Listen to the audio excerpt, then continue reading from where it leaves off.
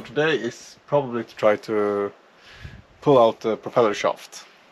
And maybe if we have time over, we will maybe also start looking at some of the through hulls as well. Sun today. Yay! So nice. Still cold. Yeah. Still March. But we're getting there. Okay, so this is what we're gonna have a look at today. Probably pretty difficult to see, but the cutlass bearing in here is, you can almost see that it's falling apart, the rubber. That really feels like it's really needs to be, and it's also very old probably, so I've also been standing on land. Probably the rubber has been drying out, so the plan is to change that one. And to do that we need to pull the shaft out. And to do that we have some zinc here that needs to be removed. Of course the shaft needs to be disconnected inside the boat, and then I think we'll leave the propeller and this rope cutter that we have here on for now.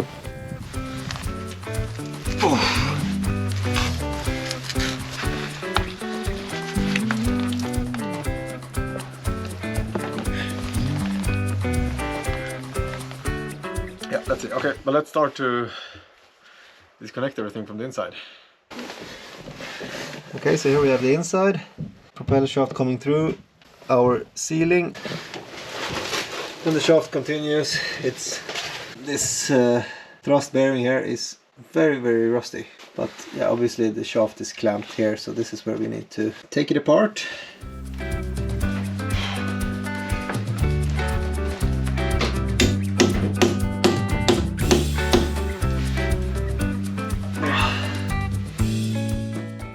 Okay, so we have applied some heat, and now we're going to try with the long extension all the way down here. And let's see if it works. And it moves. Great.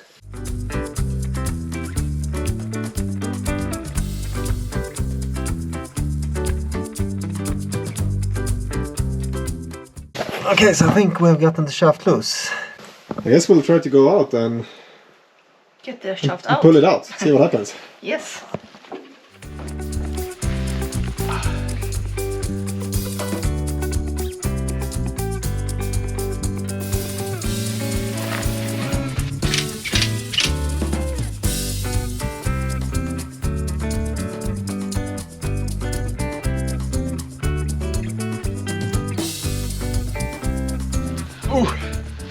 Oh, it's pretty heavy. Pretty easy. Yeah, we didn't even need to use this. I started to pull with it a bit in the beginning, but then it came loose, and then we did it by hand. So let's see how the cutlass looks like. Here. It's very hard to see, but it's new one will be good, I think.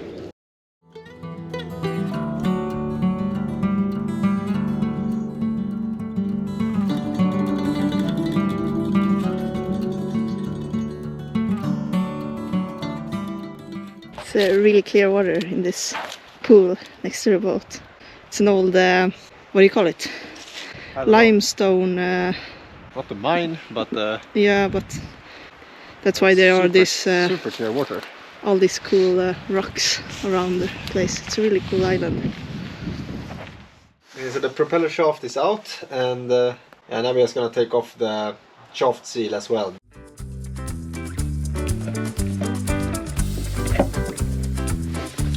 There you go. Way easier than expected. Yeah. We have now decided that we will remove this, I don't know, upper part of the shaft. Hopefully it won't be that much of an effort.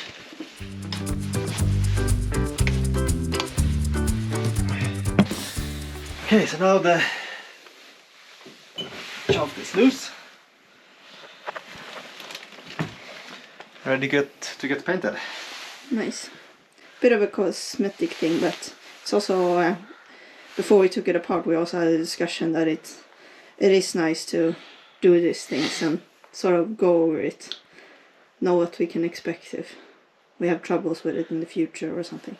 Yeah, it's always good. I mean, if this one fails in a super remote area, then it's always good to have taken it apart once to know how to do it. Exactly. Now we need to put it down, it's quite heavy.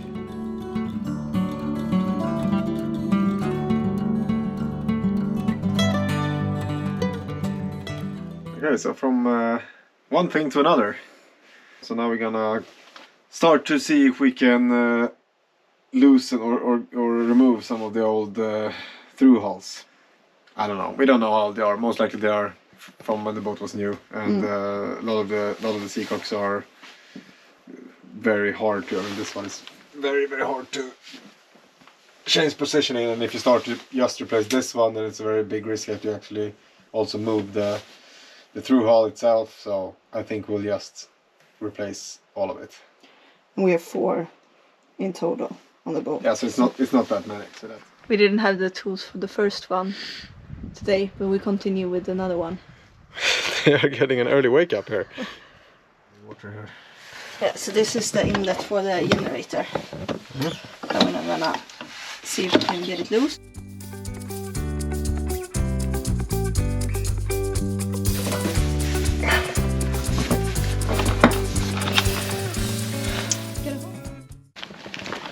Okay, so today we're gonna remove the wings of the swing keel. Exciting, right? Yeah.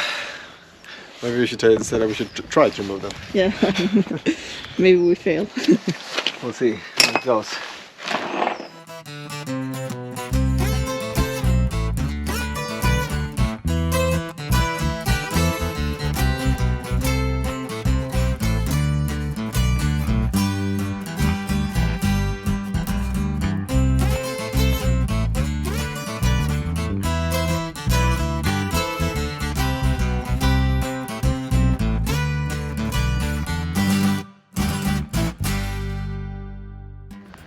Okay, so we have First half out. first half. Don't know which angle it looks most crazy, but oh yeah. So But it went actually really smooth. I mean, it wasn't any problem at all, to be honest. no. And all bolts, I mean, they are quite. I mean, they barely worn down. No. Really nice. Hope next side goes as smooth as well. Yeah. Let's see.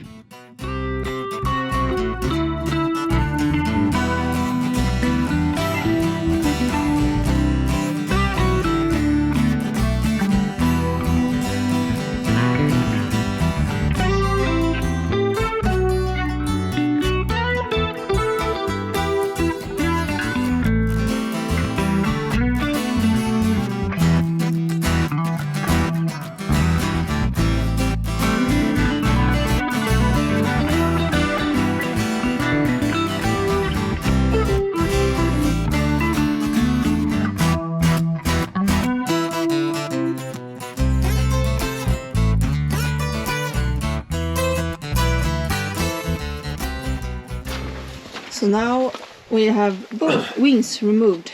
We had kind of a hassle getting the second one off. It was quite stuck. But now here we are. No wings. They are over here.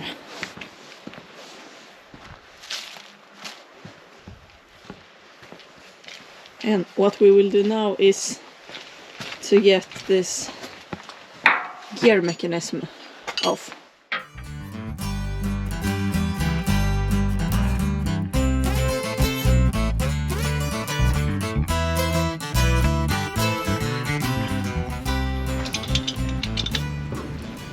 We're making progress getting the gear mechanism loose, and some of them are quite easy, some of them are none of them are really stuck. It's just that everything is very big and it's very heavy and it's gets super tired.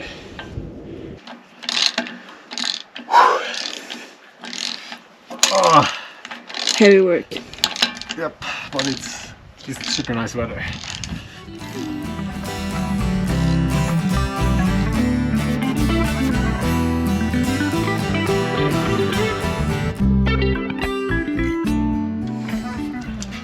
All the screws we have loosened so far today.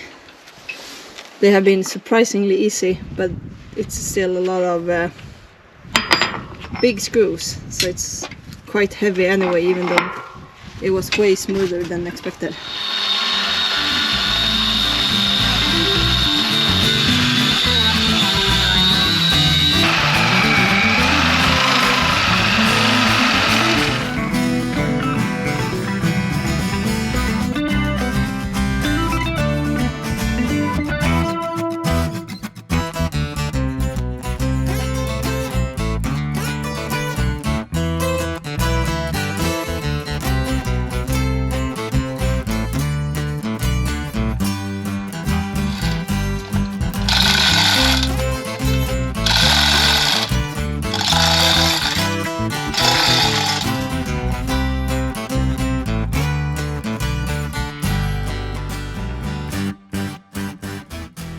Yesterday we removed all of this, the wings, the mechanic gear for the swing keel that we had, and that was kind of the last step until we could make a final decision on what we should do with the keel.